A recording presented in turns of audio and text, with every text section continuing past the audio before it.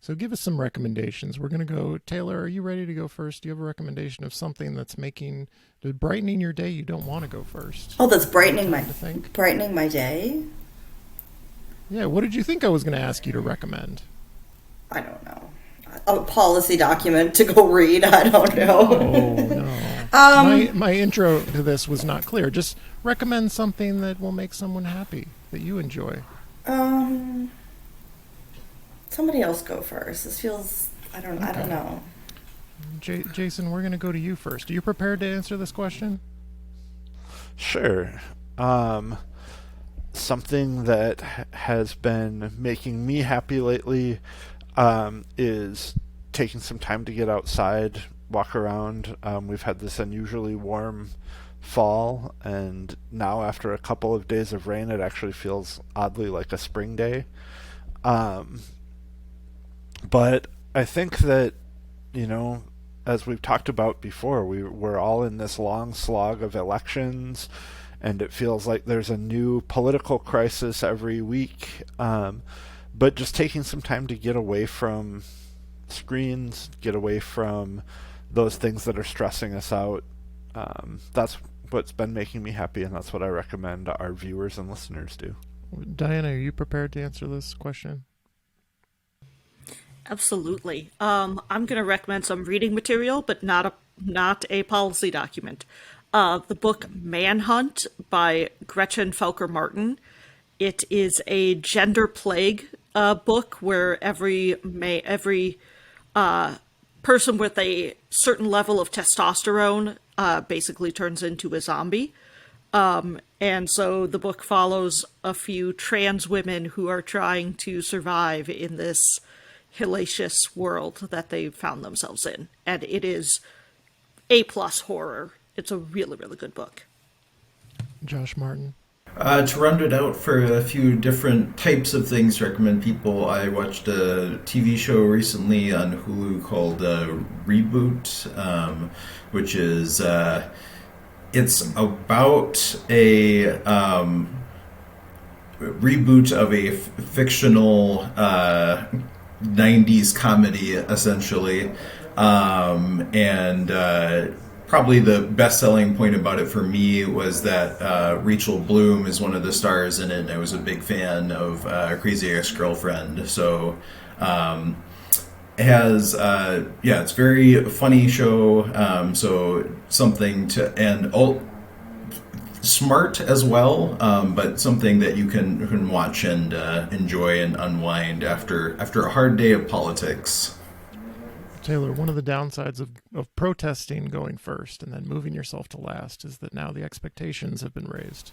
Oh, so you should dash those. I pretty much my only escape from I'm really on screens a lot, and that's not good. But when I want to get away from the Twitter politics stuff, I usually watch really bad reality TV. The 90 Day Fiance, really great. Seeking Sister Wife, Original Sister Wives, The Duggars. I just love garbage and mess. This is your healthy alternative it to is. Social media. Yep. Yep. This is. I think you've named the thing that is probably the only thing more unhealthy than our social media environment is watching the shows you just named. They're great. I don't know. That's how Taylor puts on some emotional armor to wade back into Twitter every day. Yeah. I'm going to contradict you, Taylor, and say that the emotional trauma that you've withstood by being so plugged into your screens has been a great service to the rest of us. Thank you. And if you can hold on for a couple of more years as your body takes these hits, I think we would appreciate it.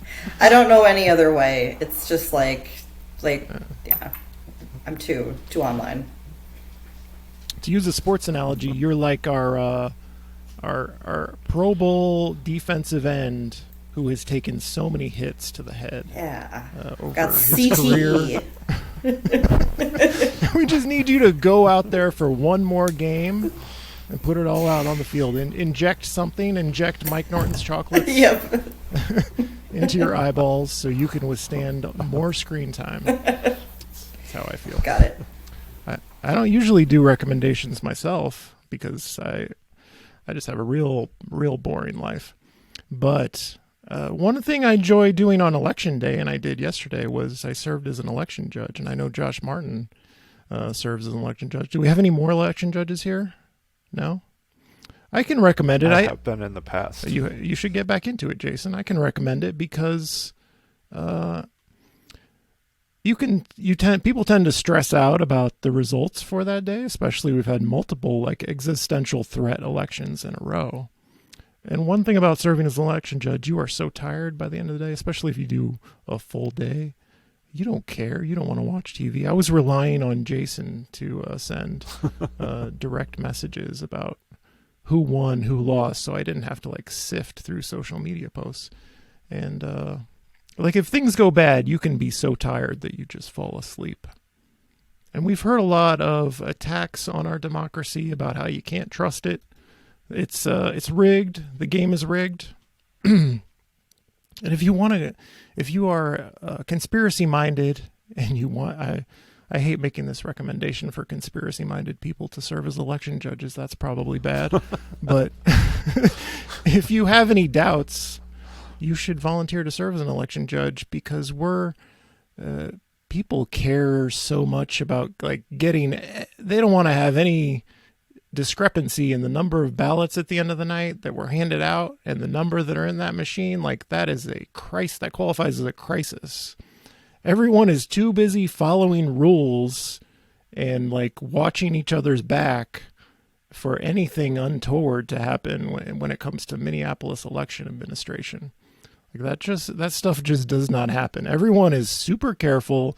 Everyone is following the rules. And like one of the good things about it is you're registering. We have same day registration in Minnesota, and you are registering a ton of voters, especially on a day like yesterday. And that feels good. People are mostly very grateful that you're there helping them vote. And like in 99.9% of the cases, I don't care like how many documents you think you don't have or not prepared to vote that day. Like we find ways to help people vote. That's how the vast majority of these situations resolve. People are like on the phone with election headquarters. How do we solve this or that problem? Helping people vote so they don't go home and they aren't forced to not vote. So that's my recommendation, is to sign up to be an election judge. At our polling place in the South Wedge, only one person signed up to be an election judge. And I think that's because we did a bad job promoting the sign-up sheet. I think I can recommend signing up to be an election judge. I know it's needed. There was a heavy rush around 5-6 o'clock yesterday where we barely had enough people to keep the line from going out the doors. But like usually that you have extra people where, somebody can take a break. Nobody could take a break. And we almost ran out of ballots too. Josh, did you run out of ballots? Come close.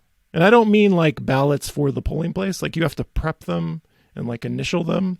So the ballot station where you prep the ballots was having a very hard time keeping up with the number of voters who are coming in. Yes, we had that problem as well. And similar to your experience, we had a rush come in around 5-6 o'clock and we were struggling to keep up. Yeah. I felt bad because I was manning the station where we hand out the ballots and felt like we had a big stack, but I may have not warned people, hey, there's too many people coming through, prep some more. So wherever you live, go be a poll worker, an election judge. I can recommend that. Okay, that's the end of this episode, everyone. I want to thank co-anchor Jason Garcia, in the Wedge Live election war room, Josh Martin, thank you. Diana Anderson, thank you for being our newest pundit. Taylor Darlene, thank you for going to all those hotel ballrooms to tell us about how sad everyone was. And I'm your host, John Edwards. This has been the Wedge Live podcast. Thank you for listening.